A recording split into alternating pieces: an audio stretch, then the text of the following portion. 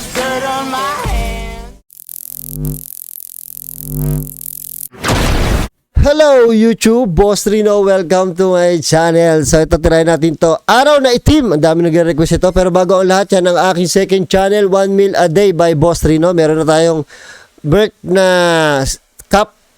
Try nyo sa Boss Rino sa Shopee at saka kape sa Boss Rino Shopee. Search nyo lang yun. So ito, titirahin natin ngayon ay Araw na Itim. Ang pamagat ito ay eksakto sa Boss Rino Coffee Shop Horror Story. Kaya good luck doon sa may hilig mga Starbucks dyan, ha. Malamang baka kayo ng next na multuhin. So tirahin natin to bago pa tirahin ng iba. Batang lalaki.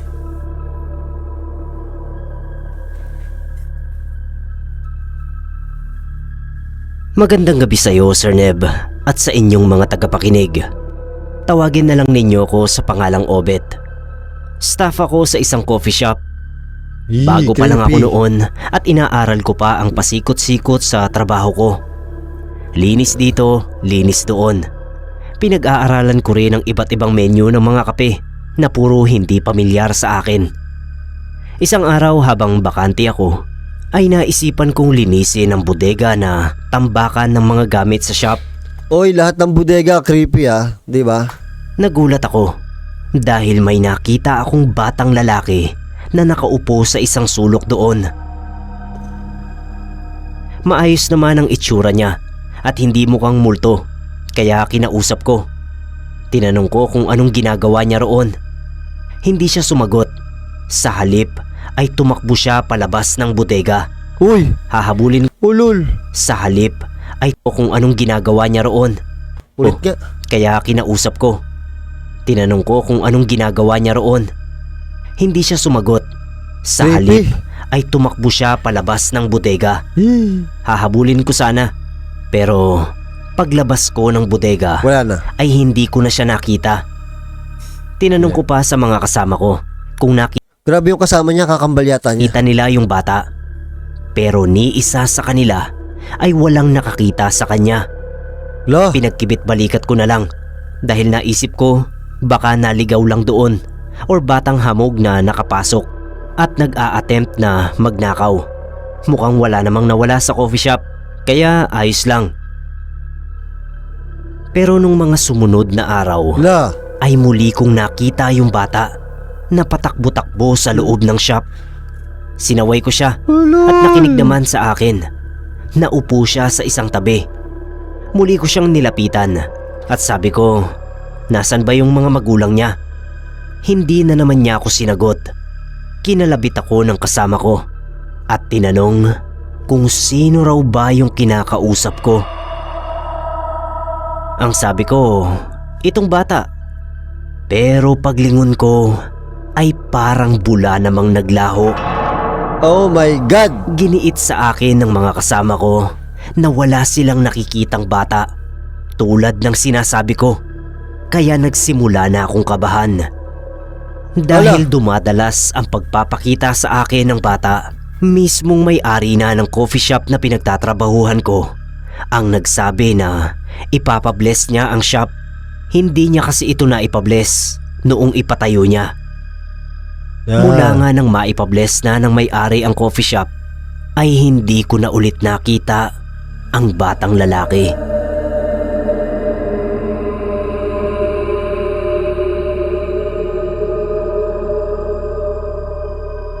Creepy naman ito.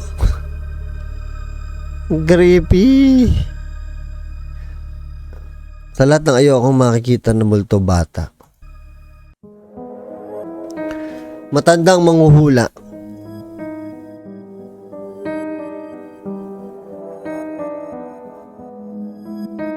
Ako si Leandro, barista sa isang coffee shop dito sa Maynila. Sana po, Sir Neb, ay mapaunlakan niyong basahin ang kwento ko para sa mga masugid mong taga-subaybay. Ganito po kasi ang nangyari noong isang gabing maulan. Madalang na ang customer sa mga oras na yon, kaya petiks-petiks na lang kami. Akala nga namin ay wala nang darating, pero isang customer pa ang humabol. Matandang lalaki siya na nakasuot ng kapoting itim at may bitbit na mahabang payong. umorder agad siya ng kape.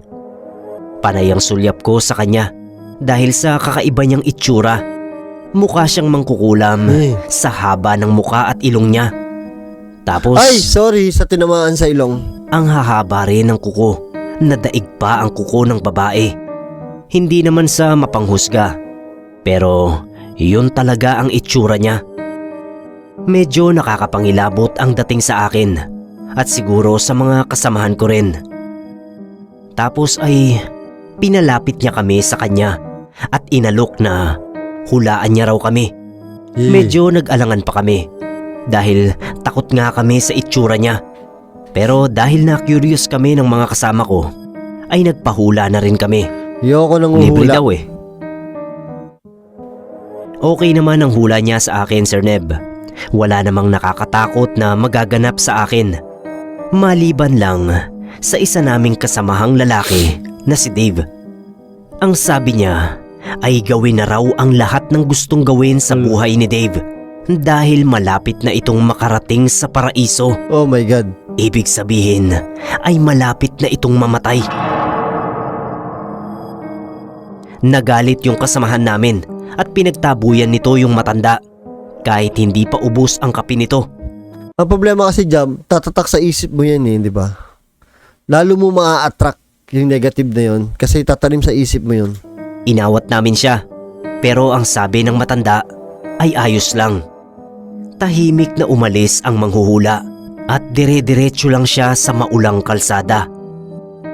Ilang araw matapos yon ay nabalitaan na lang namin na nalunod sa outing nila si Dave. Nangilabot kami dahil naalala namin ang sinabi ng manghuhula tungkol kay Dave. Akala ko, Sir Neb, ay hindi na namin makikita ang matandang manghuhula. Pero bago mailibing si Dave, ay muli itong bumalik sa coffee shop. Pero tahimik na lang siya at hindi na kami inalok na magpahula sa kanya. Gustong gusto ko siyang lapitan para mag-usisa, pero hindi ko talaga nagawa dahil sa takot ko. Hanggang sa makaalis na siya ulit. Hindi ko po alam kung makikita ko pa siya, pero sana ay huwag na lang.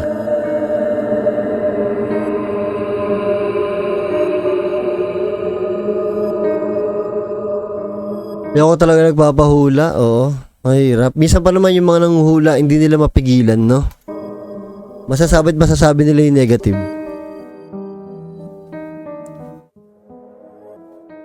Last one. Hindi na babalik.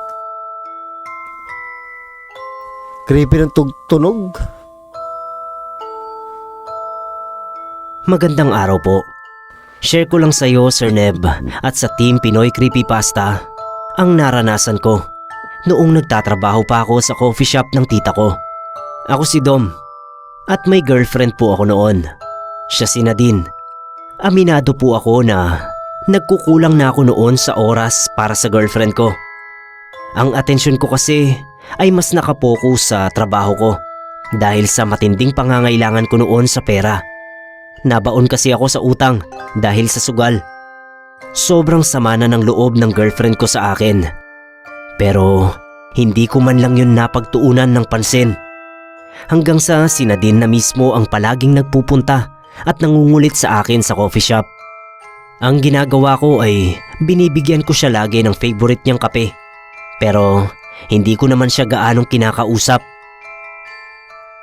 Hanggang isang araw nga, Sir Neb, nakita ko kung gaano kalungkot ang mukha ni Nadine habang nakaupo siya sa isang bakanting table sa shop. Wala siyang imik, kaya nanibago ako sa kanya. Tinanong ko pa kung masama ang pakiramdam niya, pero hindi pa rin siya umiimik. Kaya ang sabi ko, umuwi na lang siya at magpahinga. Nalingat lang ako, Sir Neb. Bigla nang nawala sa kinauupuan niya si Nadine. Napailing na lang ako dahil ngayon lang siya umalis nang hindi nagpapaalam sa akin.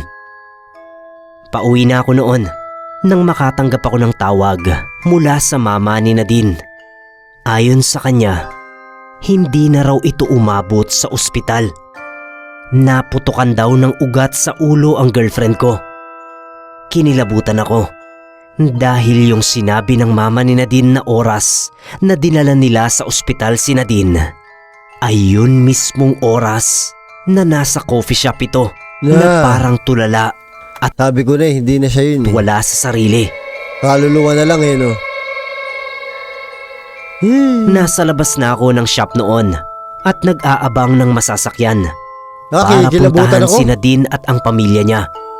Napalingon ako sa coffee shop at kitang-kita ko ang imahe ng girlfriend ko na nasa loob at nakaupo kung saan siya nauupo ng madalas sa tuwing pinupuntahan niya ako roon. Hindi ko alam, Sir Neb, kung lungkot o takot ang nagtulak sa akin para bumalik sa coffee shop nang umiiyak. Wala. Gusto ko sanang yakapin si Nadine Wala. kahit multo na lang siya.